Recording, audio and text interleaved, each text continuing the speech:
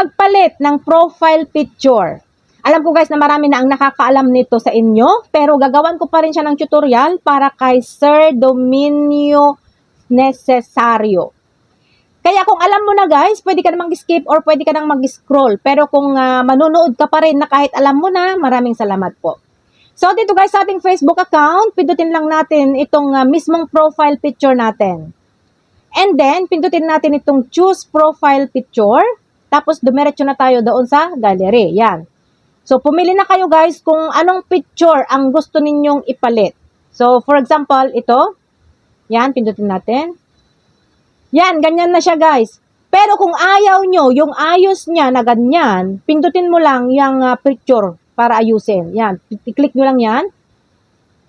And then, i-drag nyo na yan guys kung saan nyo gustong ipwesto. Para ipwesto nyo na kung saang anggulo ng picture nyo ang gusto nyong makita doon sa profile picture ninyo. Yan, drag nyo lang siya.